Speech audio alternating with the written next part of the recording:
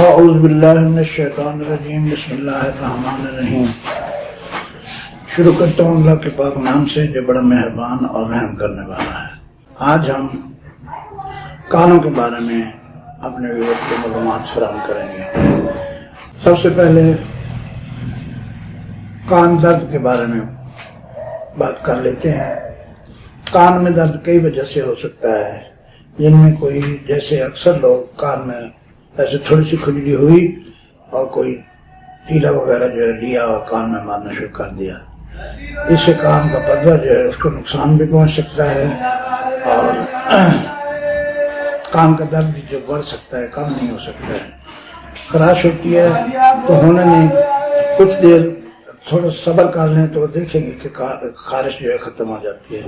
اس لیے میری ایک طب کی بہت پرانی کتاب میں لکھا ہوا تھا کہ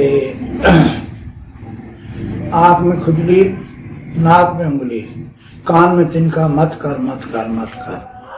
یہ ایک شعر بھی ہے اور ایک نسخہ بھی ہے اور ایک بچاؤ بھی ہے کہ کان میں، ناک میں، کان میں تنکا، ناک میں انگلی اور آنکھ میں خارش نہیں کرنی چاہیے، یہ نقصان دہ ہے۔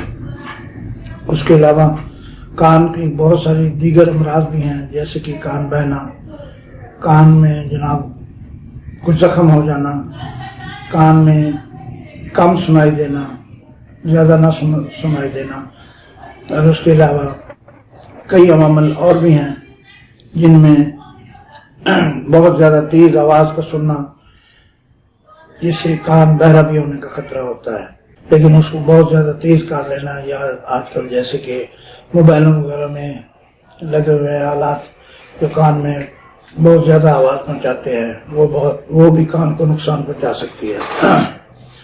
کان میں میل کا جم جانا، یہ بھی نہیں، کچھ دنوں بعد کانوں کو صاف کر لینا چاہیے۔ اچھا خالص کسی کمپنی کا بادام روغن لے کے اگر ایک ایک قطرہ کان میں ڈال لیا جائے تو کان جو ہیں وہ محفوظ رہیں گے اور کان کا درد وغیرہ سے نجات مل جائے گی۔ اس کے علاوہ کانوں کے دیگر امراض بھی ہیں جن سے بچنا بہت ضروری ہے۔ اگر ان سے نہ بچا جائے تو انسان کو کان میں بہت ساری پیچیدگیاں ہو سکتی ہیں، بہت ساری مسائل جو ہیں وہ پیدا ہو سکتے ہیں۔ تو اس لیے بہتر ہے کہ علاج سے پرہیز بہتر ہے کہ پرہیز کیا جائے۔ کان میں بہت ساری آوازوں کا آنا، یا کان میں بالکل کان کی آواز بند ہو جانا، یا تھوڑا سنائی دینا۔ آج کل اکثر میرے پاس مریض آتے ہیں جن کو بہت کم سنائی دیتا ہے، تو اس کے لیے میں اپنے ویورز کو ٹپ دیتا ہوں کہ وہ ایک لہسن کا جوا لے لیں اور اسے روغن زیتون میں یا تلوں کے تیل میں جلا کے ایک قطرہ اس طرح اور ایک قطرہ دوسری طرف ڈال لیا کریں تو کان کا جو پیپ کا بہنا ہے یا درد ہے وہ رک سکتا ہے۔ اور اکثر اگر ڈال لیا جائے تو انسان کان کی کئی بیماریوں سے محفوظ رہتا ہے۔ لہذا بہتر یہ ہے کہ کان کی جتنی ہو سکے حفاظت کی جائے، انسان کانوں کے بہرا پن سے بچ سکتا ہے اور خراش وغیرہ بھی نہیں ہوگی، جس سے بہت سے مسائل جو ہے ٹھیک ہو جائیں گے۔ آج ہم نے کانوں کے بارے میں آپ کو، اپنے ویورز کو معلومات فراہم کی ہیں۔ آج کی نشست میں اتنا کافی ہے۔ اگر انہی باتوں پہ عمل کر لیا جائے تو کانوں کے بہت سارے امراض سے بچا جا سکتا ہے۔ اور اس کے ساتھ ہی میں اجازت چاہتا ہوں۔